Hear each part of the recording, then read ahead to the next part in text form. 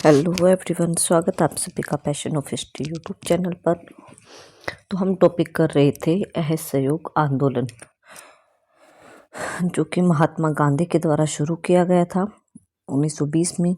तो हम इस आंदोलन पे जो है 2 क्लास ऑलरेडी कर चुके हैं, जिसमें कि मैंने आपको इसमें असहयोग आंदोलन जो है शुरू कैसे हुआ, इसकी परिस्थितियाँ, इसके कारण क्या थे असहयोग आंदोलन के शुरू होने के, उसके बारे में डिटेल से करवाया। जिसमें कि कारणों में हमने पहला कारण पढ़ा था कि प्रथम विश्व युद्ध का प्रभाव ही ऐसा रहा जिसके कारण गांधी जी को यह आंदोलन शुरू करना पड़ा।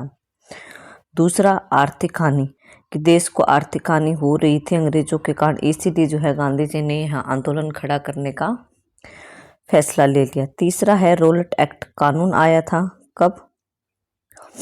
17 मार्च 1919 को। तो इस कानून के तहत जो है किसी को भी बिना मुकदमा चलाए गिरफ्तार करके जेल में डाल दिया जाता था। तो इस कानून का भी भारत में काफ़ी विरोध हुआ और गांधी जी जो है कहीं ना कहीं इस आंदोलन से दुखी होकर या फिर इससे नाखुश होकर जो उन्होंने असहयोग आंदोलन चलाने का फैसला कर लिया।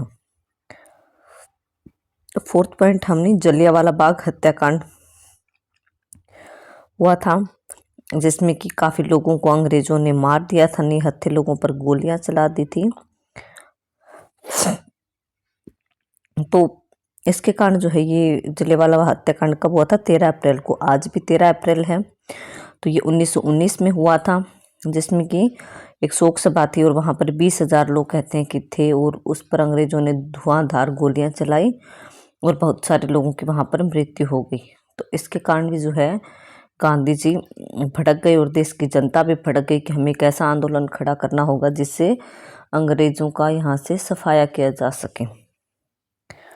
नेक्स्ट पॉइंट हमने हंटर कमेटी की रिपोर्ट की, जो जलियांवाला बाग हत्याकांड हुआ था इसकी रिपोर्ट तैयार करने के लिए कहा गया था अंग्रेजों को, लेकिन उन्होंने एक झूठी रिपोर्ट तैयार की और कहा कि थोड़े से व्यक्तियों की ही मृत्यु हुई है, ज़्यादा व्यक्ति इस आंदोलन में नहीं मारे गए।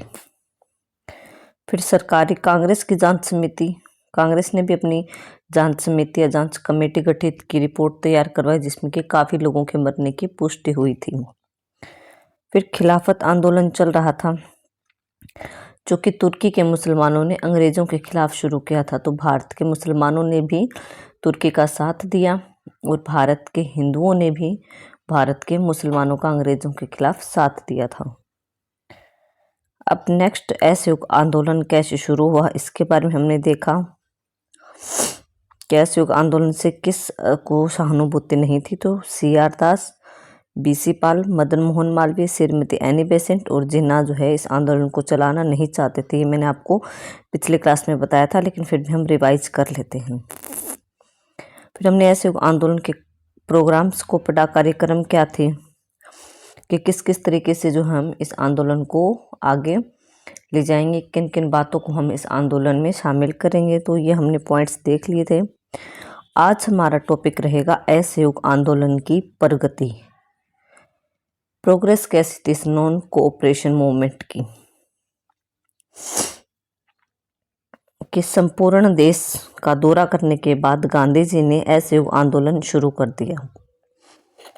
उन्होंने स्वयं गवर्नर जनरल की अपनी जो केसरी हिंद की उपाधि थी या पदक था, उसको गांधी जी ने क्या था, लौटा दिया था।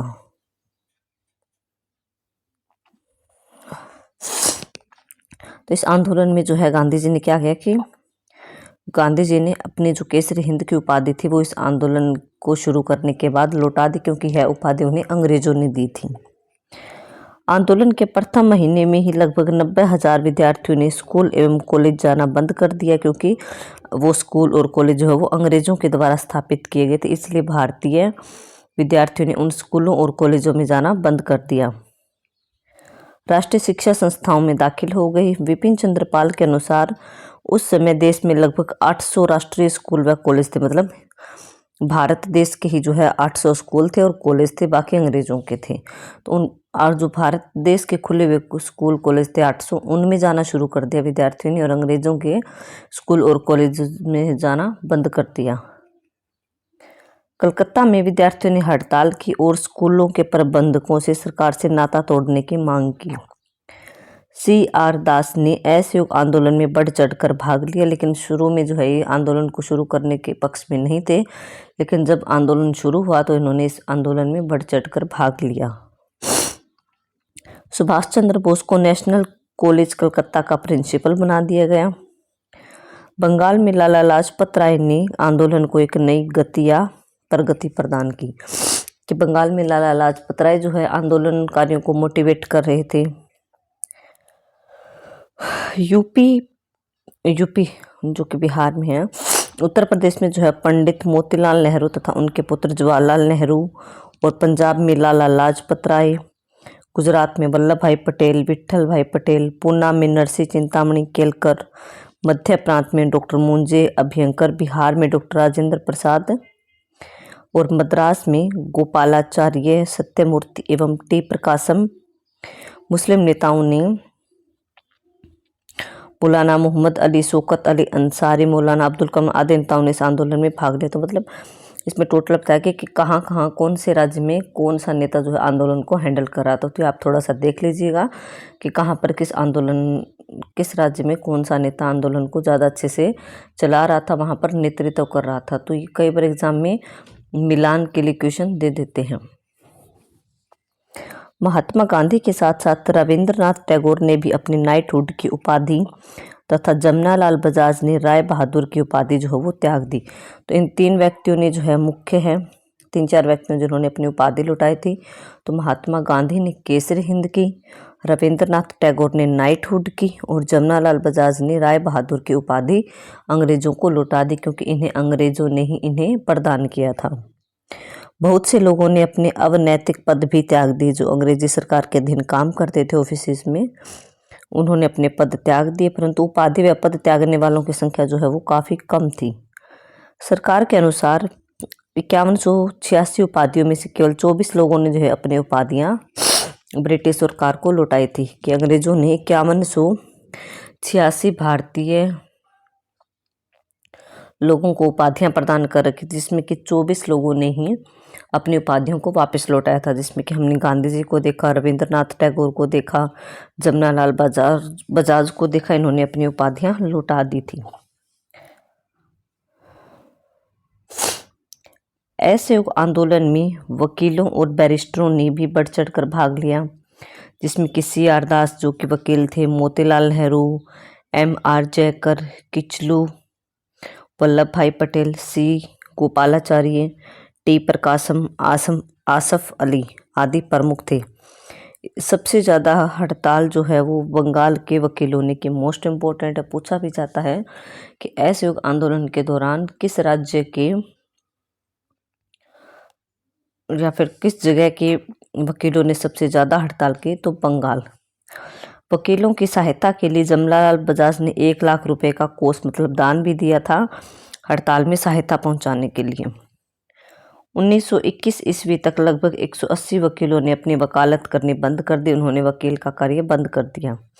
इसके अलावा लोगों ने न्याय के लिए सरकारी अदालतों में जाना बंद कर दिया।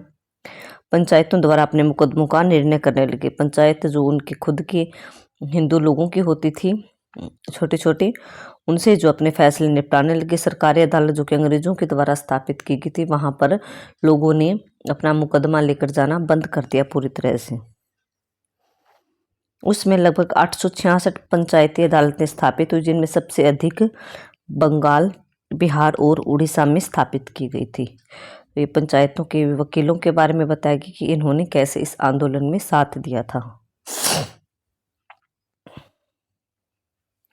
असहयोग आंदोलन में विदेशी वस्त्रों की होली जला गई। जो अंग्रेजों की पोशाक थी, अंग्रेजों की वेशभूषा जो कि भारतीयों ने धारण कर रखी थी, अंग्रेजों के कपड़े जो इंग्लैंड से आते थे वो भारतीयों ने पहनने शुरू कर दिए, तो उन कपड़ों को जला दिया गया इस आंदोलन के दौरान।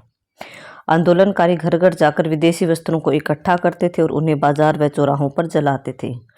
गांधी जी ने देश का दौरा किया और वे जिस भी स्टेशन पर जाते वहां विदेशी वस्त्रों की होली जलाते। स्वयं गांधी जी ने भी लोगों को विदेशी वस्त्रों की या कपड़ों की होली जलाने को कहते थे। इसके अतिरिक्त पुरुषों, स्त्रियों व बच्चों को उन दुकानों पर धरने देने को कहा गया जहां विदेशी सामान बेचा जाता था, के महिलाओं ने, पुरुषों ने और बच्चों ने उन दुकानों पर धरना दे दिया जहां पर विदेशी माल बिकता था। मतलब विदेशी माल हम नहीं बेचने देंगे, हमारे देश में बने हुए माल को ही बेचा जाए देश में। इस आंदोलन में विदेशी शराब की जो दुकानें थे उन पर भी धरने दिए गए। इसका परिणाम यह निकला कि 1920-21 में 1 अरब 2 करोड़ रुपए के विदेशी वस्त्रों का आयात किया गया था, जो कि 1921-22 में घटकर 57 करोड़ रह गए। एक साल में इतना फर्क पड़ गया इस आंदोलन से।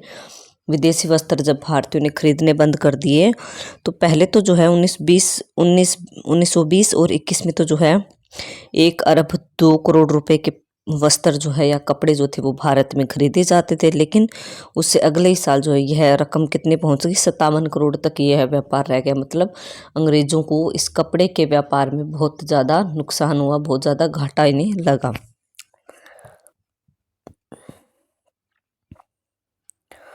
मार्च 1921 में विजयवाड़ा में कांग्रेस का अधिवेशन हुआ। पूछा जाता है कि 1921 में जो कांग्रेस की वार्षिक मीटिंग होती थी, वार्षिक अधिवेशन हुआ था, वो कहाँ पर हुआ था? वो हुआ था विजयवाड़ा में।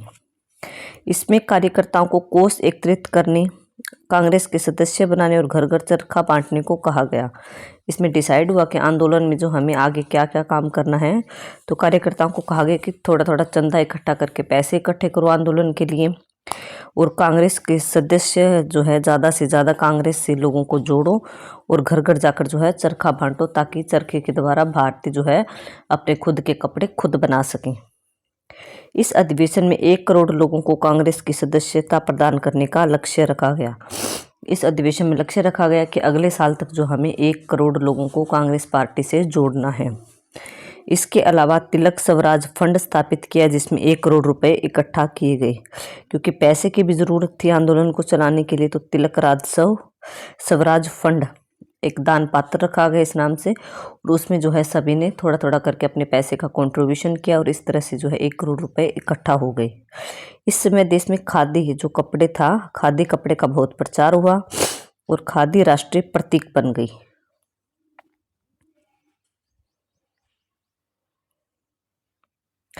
जब गांधी जी को पता चला कि खादी बहुत महंगी हो गई है, तो उन्होंने स्वयं खादी के कुर्ता व धोती पहनना ही बंद कर दिया। वे केवल एक लंगोटी ही धारण करने लगे, क्योंकि खादी का जो कपड़ा था वो काफ़ी महंगा था। तो इसलिए जब गांधी जी को पता चला कि यह कपड़ा काफ़ी महंगा है, तो उन्होंने जो है ऊपर अपने शरीर के वस्त्र त्याग दी और नीचे जो है सिर्फ एक लंगोटी या एक धोती पहनकर रखते थे। जैसा कि हमने फोटोज वगैरह में गांधी जी की ड्रेस को देखा है कि वो धोती रखते थे सिर्फ, और हाथ में एक लाठी रखते थे। 8 जुलाई 1921 को कराची में खिलाफत आंदोलन का सम्मेलन बुलाया गया।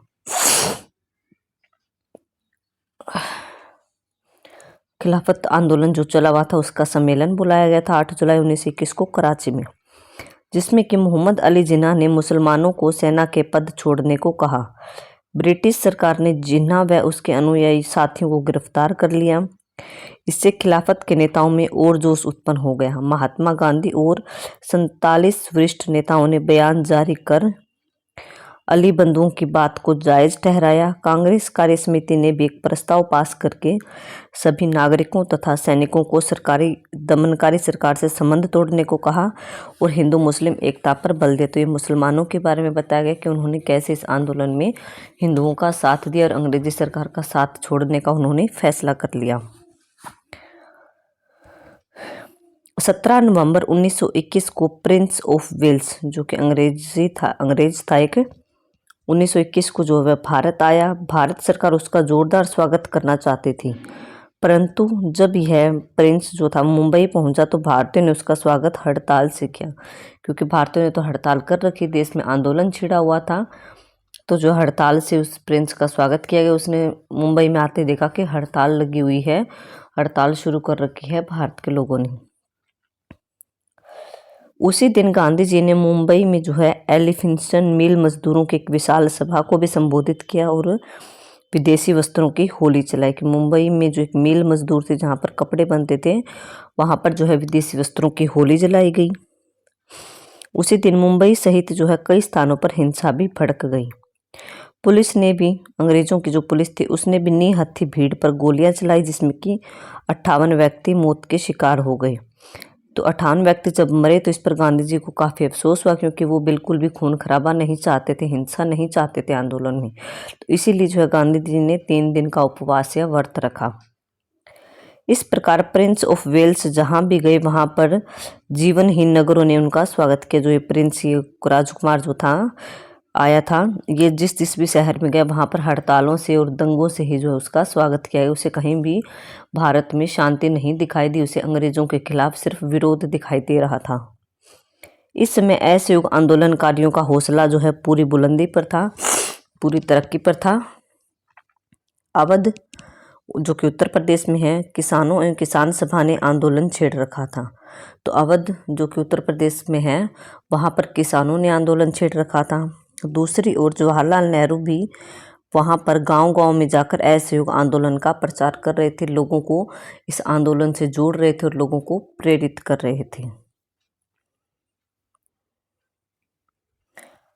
असम में भी चाय बागान के मजदूरों ने आंदोलन कर दिया। इसी प्रकार असम बंगाल रेलवे के मजदूरों, राजस्थान के किसानों एवं जनजातियों, पंजाब के अकालियों और गुरुद्वारों के महंतों के विरुद्ध, ट्रावनकोर में मुस्लिम किसानों ने जमींदारों के विरुद्ध आंदोलन कर दिया कि जो जमींदार जो किसानों का शोषण करते थे, तो जगह जगह जमींदारों के खिलाफ भी किसानों ने आंदोलन छेड़ दिया था इस असहयोग आंदोलन से प्रेरित होकर।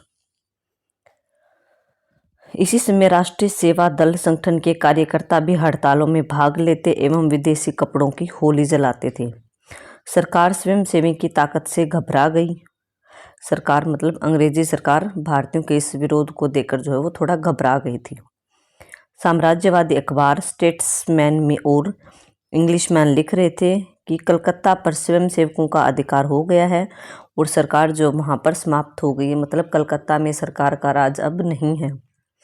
वे सेवा दल पर तत्काल कार्यवाही की मांग कर रहे थे, अतः सरकार ने हजारों स्वयंसेवकों को गिरफ्तार कर लिया। तो ये कलकत्ता की बात हो रही है कि दिसंबर 1921 के अंत तक महात्मा गांधी को छोड़कर छोटे बड़े नेताओं सहित लगभग 30,000 लोगों को जो है गिरफ्तार कर लिया गया। महात्मा गांधी को छोड़कर और कुछ नेताओं को छोड़कर जो है लगभग इस आंदोलन को चलाने के विरोध में जो है अंग्रेजी सरकार ने 30,000 लोगों को जेल में डाल दिया था। इसके बावजूद भी आंदोलनकारियों में कोई कमी नहीं आई, क्योंकि जनता ज़्यादा से ज़्यादा इस आंदोलन से जुड़ रही थी। पुलिस ने आंदोलन को समाप्त करने के लिए लाठीचार्ज और प्रेस मतलब अखबारों पर भी प्रतिबंध लगा दिया और लोगों पर लाठीचार्ज के, लोगों को लाठियां मारी ताकि वो इस आंदोलन में भाग ना लें। कांग्रेस तथा खिलाफत कमेटियों के दफ्तरों पर भी छापे मारकर उनके कार्यकर्ताओं को गिरफ्तार किया गया।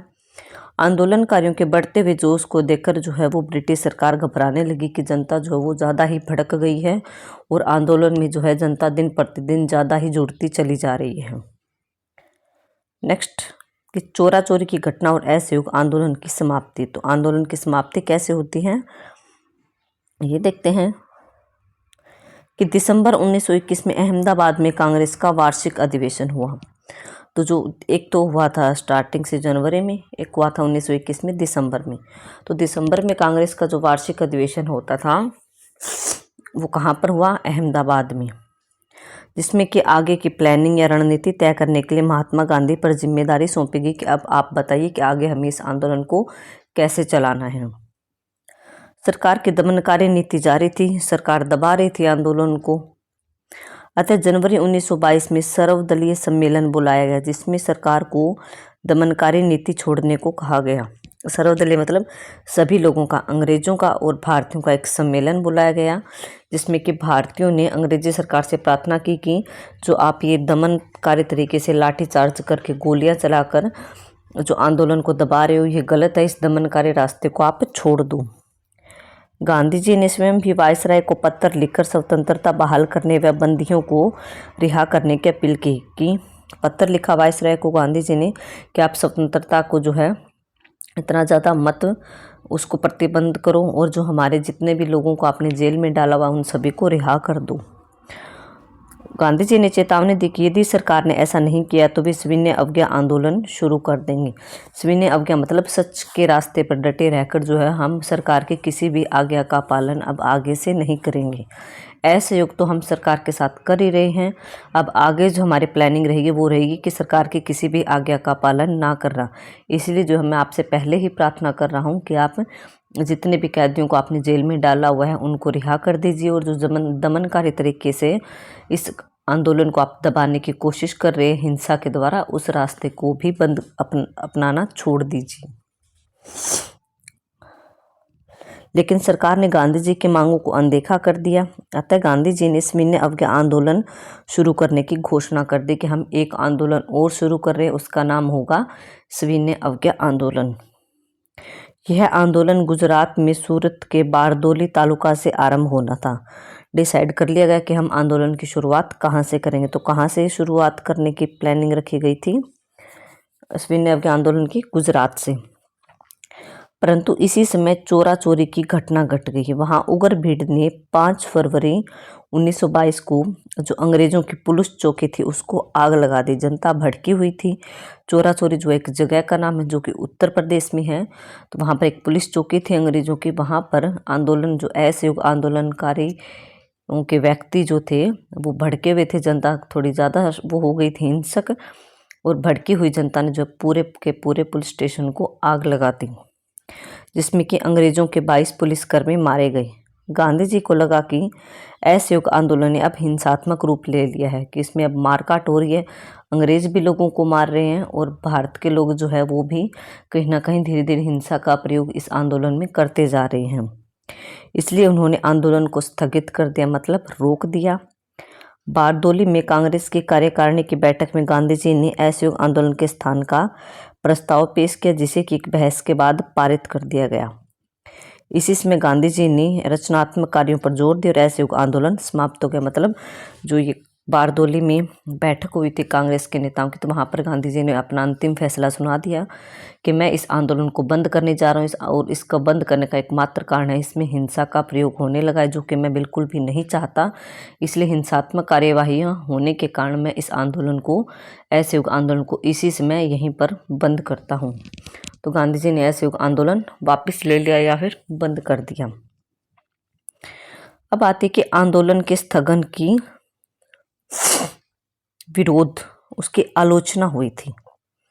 जो गांधी जी ने आंदोलन वापस लिया था, इसका विरोध हुआ था काफ़ी बड़े लेवल पे, कि जब असहयोग आंदोलन पूरे वेग पर था, मतलब पूरी तेजी पर था, पूरे टर्निंग पॉइंट पे था, उसको अपने उद्देश्यों में सफलता भी मिलने वाली थी, उसी समय गांधी जी ने इसे वापस ले लिया। इस कार्यवाही से जो कांग्रेस के अनेक नेता थे वो खुश नहीं हुए। मोतीलाल नेहरू और लाला लाजपत राय ने गांधी जी के इस निर्णय की काफ़ी आलोचना की, काफ़ी विरोध किया कि यह आपने ठीक नहीं किया। जब हमारा आंदोलन पूरी प्रगति पर था तब इस आप आंदोलन को आपने रोक दिया बीच में, तो यह बिल्कुल भी अच्छा आपने नहीं किया। तो सबसे ज़्यादा विरोध किया था मोतीलाल नेहरू और लाला लाजपत राय ने।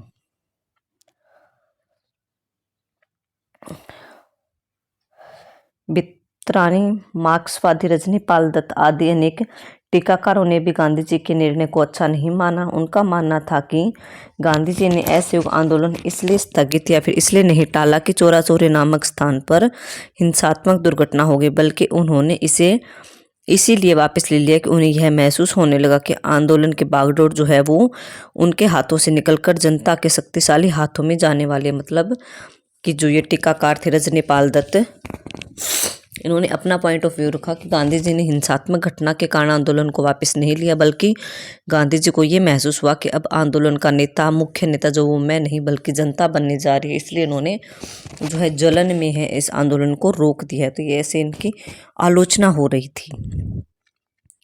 उन्हें यह लगा कि पूंजीपतियों एवं भूमि स्वामियों के विरुद्ध लड़ाई होने वाली है।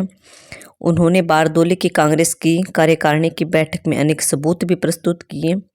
इसके अलावा उनका विचार था कि देशव्यापी आंदोलन में कभी भी हिंसा भड़क सकती है, अतः वे इस प्रकार की स्थिति से बचना चाहते थे। यही कारण था कि उन्होंने आंदोलन स्थगन के साथ साथ किसानों और काश्तकारों से लगान देने की भी अपील की। तो ये गांधी जी का विरोध हो रहा था।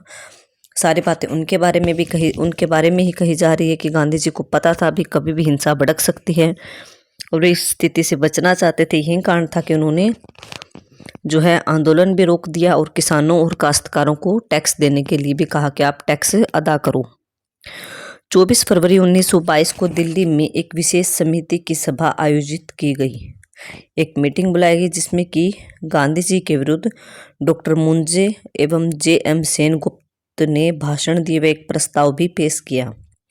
कुछ समय बाद जवाहरलाल नेहरू ने भी गांधी जी के द्वारा आंदोलन का जो स्थगित किया जाना था उसको उचित नहीं ठहराया और कहा कि गांधी जी ने यह आपने गलत किया है।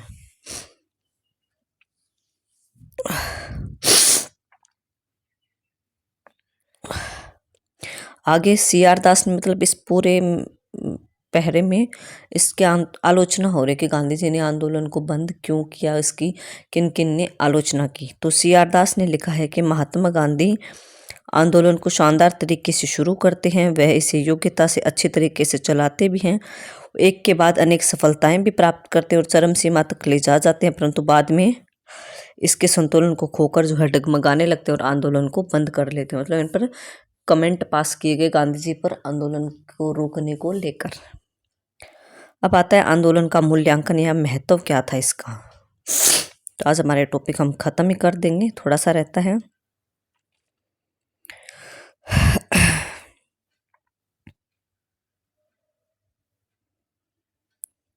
यद्यपि असहयोग आंदोलन जो वो चोरा चोरी की दुर्घटना के बाद स्थगित कर दिया गया या फिर रोक दिया गया और अपने उद्देश्य की प्राप्ति में सफलता नहीं मिली इस आंदोलन को, फिर भी इससे पूरी तरह से असफल नहीं कहा जा सकता क्योंकि इसने कुछ सफलताएं भी प्राप्त की थी आंदोलन ने। हमें यह नहीं भूलना चाहिए कि यह प्रथम देशव्यापी आंदोलन था। देशव्यापी मतलब पूरे देश में फैलने वाला, पूरे देश की जनता ने इस आंदोलन में भाग लिया था, जिसमें जनता ने कदम से कदम मिलाकर गांधी जी का साथ दिया। कुछ विद्वानों का मानना है कि इसने अपने उद्देश्यों में सफलता प्राप्त नहीं की। गांधी जी ने भी 1 वर्ष में स्वराज दिलाने का वादा किया था। इस पर सुभाष चंद्र बोस ने कहा कि 1 वर्ष में स्वराज की आशा दिलाना एक मूर्खतापूर्ण नहीं वरन बच्चे जैसी बात है। कि गांधी जी ने कहा था कि 1 वर्ष में स्वराज प्राप्त कर लेंगे, तो एक बच्चे के जैसी बात है, जो कि क्योंकि बच्चे की बात का कोई मतलब नहीं होता, कोई तुक नहीं होता, उसकी बात सच्ची नहीं होती। तो ये बात तो साफ ही झूठ है क्योंकि 1 वर्ष में हम अंग्रेजों से स्वराज्य की प्राप्ति किसी भी हालत में नहीं कर सकते। इसके बावजूद भी जो है इस आंदोलन को विफल मतलब पूरी तरह से असफल नहीं माना जा सकता। डॉक्टर विपिन चंद्र ने लिखा है कि असहयोग आंदोलन की अनेक सफलताएं भी हैं, उपलब्धियां हैं जो कि उसने प्राप्त की हैं। इस आंदोलन ने पहली बार देश की जनता को इकट्ठा किया। अब भारतीय राष्ट्रीय कांग्रेस पर यह आरोप नहीं लगा सकता कि वह कुछ मुट्ठी भर लोगों का प्रतिनिधित्व करती है, क्योंकि इस आंदोलन में कांग्रेस पार्टी ने जनता के साथ मिलाकर कदम से कदम मिलाकर आंदोलन में उनका साथ दिया था। अब इस कांग्रेस पार्टी के साथ किसान, मजदूर, दस्तकार, व्यापारी, व्यवसायी, कर्मचारी, पुरुष, महिलाएं, बच्चे, बूढ़े आदि सभी लोग थे। पूरे देश में कहीं कोई ऐसी जगह नहीं थी जहां इस आंदोलन का असर ना पड़ा हो। हर राज्य में, हर शहर में, हर गांव में जो इस आंदोलन की लहर दौड़ी थी। बात दिग्गर है कि कहीं असर तेज था और कहीं कम था, लेकिन आंदोलन का असर पूरे भारत देश में हुआ। तो ये जो कंटेंट दिए किसने कहा था, ये विपिन चंद्र पाल ने। इस आंदोलन की सफलताओं पर सुभाष चंद्र बोस ने कहा कि 1921 के वर्ष ने देश को निसंदेह बिना शक के एक सुव्यवस्थित पार्टी का संगठन प्रदान किया। इससे पहले जो है कांग्रेस एक वैधानिक दल था और वह भी मुख्यतः बात करने वाली संस्था थी। महात्मा गांधी ने इसे नया विधान दिया, रूप दिया और इसे देश के जनता से इस पार्टी को जोड़ा। उन्होंने इसे एक क्रांतिकारी संगठन में परिवर्तित कर दिया। देश के एक कोने से दूसरे कोने तक एक जैसे नारे लगाए जाने लगे, एक जैसी नीति और एक जैसी विचारधारा दिखाई देने लगी थी। इस आंदोलन के दौरान अंग्रेजी भाषा का महत्व कम हो रहा था। कांग्रेस ने हिंदी भाषा को राष्ट्रभाषा के रूप में स्वीकार किया और खादी जो थी वो कांग्रेस के नेताओं की नियमित पोशाक भी बन गई थी। तो ये सुभाष चंद्र बोस ने इस आंदोलन की सफलता को लेकर कहा था। अब आता है आंदोलन का महत्व। असहयोग आंदोलन का सबसे बड़ा महत्व यह था कि इसने जनता में आत्मविश्वास, आत्मत्याग एवं राष्ट्रीयता की भावना उत्पन्न कर दी। अब जनता के मानसिक स्थिति में परिवर्तन आ गया, उनकी संघर्ष शक्ति में भी वृद्धि हुई। अब लोगों को अंग्रेजों का भय नहीं रहा। पंडित जवाहरलाल नेहरू ने लिखा है कि दमन एवं निराशा की पुरानी भावना जो थी वो बिल्कुल खत्म हो गई। अब सरकार के साथ झगड़े से बचने के लिए गोल मोल कानूनी शब्दावली या कानाफूसी की आवश्यकता नहीं रही। हम जो कुछ भी अनुभव करते हैं वह कहीं कहते और मकानों की छतों पर खड़े होकर चिल्लाते और हमें जो चीज़ अंग्रेज़ों की गलत लगी हम उसका जोरदार विरोध करेंगे, खुलकर विरोध करेंगे। अब जनता सरकार से जो है वो डरती नहीं है। इस आंदोलन का ये इफेक्ट हुआ, जनता में राष्ट्रीयता की भावना फैली और जनता में सरकार का डर समाप्त हो गया। असहयोग आंदोलन पहला जन आंदोलन था जिसमें कि स्त्रियों ने, पुरुषों व बच्चों ने भाग लिया। आंदोलन में भाग लेने वाले लोग सभी पेशे व वर्गों से थे, सभी वर्ग के लोग थे, सभी पेशे से, मतलब जो कोई किसी प्रकार की नौकरी कर रहा था उनसे दर्जे के लोग भी थे और निम्न जाति के लोग भी इस आंदोलन में जुड़े हुए थे। ऐसा जोश पहले कभी किसी भारतीय में देखने को नहीं मिला जैसा कि इस आंदोलन के दौरान देखने को मिला। असहयोग आंदोलन ने भारत में राष्ट्रीय एकता उत्पन्न की। इस आंदोलन ने हिंदुओं एवं मुसलमानों को कंधा से कंधा मिलाकर भाग लिया और समस्त भारत में हिंदू मुस्लिम एकता की जय जयकार होने लगी। हिंदू मुस्लिम एकता की भी स्थापना हुई, भारतीयों में राष्ट्रीयता की भावना का भी प्रचार प्रसार हुआ। फोर्थ पॉइंट कि असहयोग आंदोलन से राष्ट्रीय संघर्ष में पक्षीय तत्व का विकास हुआ। अब देश में साम्यवादी विचारधारा पनपने लगी। कांग्रेस में ही पंडित जवाहरलाल नेहरू साम्यवाद का नेतृत्व कर रहे थे। कलकत्ता, मुंबई, कानपुर आदि औद्योगिक नगरों में ट्रेड यूनियन आंदोलनों को बल मिला, मतलब अन्य छोटे छोटे आंदोलन जो है इससे मोटिवेट होकर उत्पन्न होने लगी और साम्यवाद की भावना जो है वो लोगों में फैलने लगी। नेक्स्ट पॉइंट कि कुछ विद्वानों का मानना है कि महात्मा गांधी ने असहयोग आंदोलन का स्थगन या इसको बंद किया तो वो राष्ट्रहित में ही किया, क्योंकि उस समय आंदोलन में हिंसात्मक प्रवृत्तियां या हिंसात्मक दंगे जो है वो भड़कने लगे थे, मारकाट होने लगी थी। गांधी जी को भविष्य में खतरा दिखाई देने लगा। सरकार भी हिंसा का जवाब जो है वो डबल हिंसा से दे रही थी। जब भारतीय हिंसा कर रहे थे तो सरकार उससे ज़्यादा हिंसा करके लोगों को मार रही थी।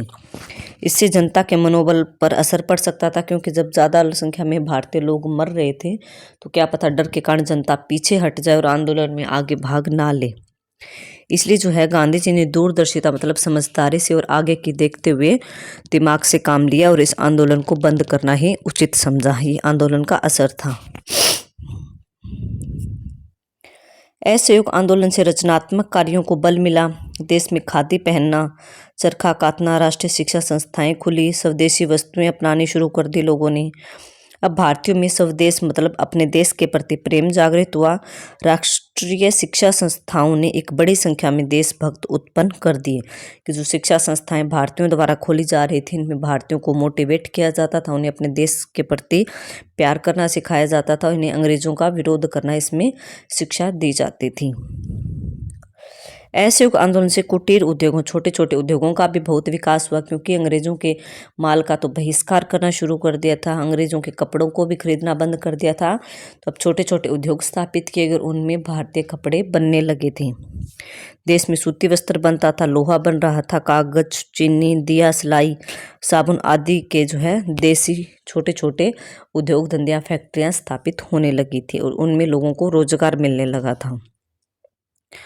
असहयोग आंदोलन से जहां स्वराज्य की भावना को बल मिला, स्वराज्य मतलब अपने देश का राज स्थापित करने की भावना को बल मिला, वहीं पर सरकार जो है आंदोलन से घबरा गई।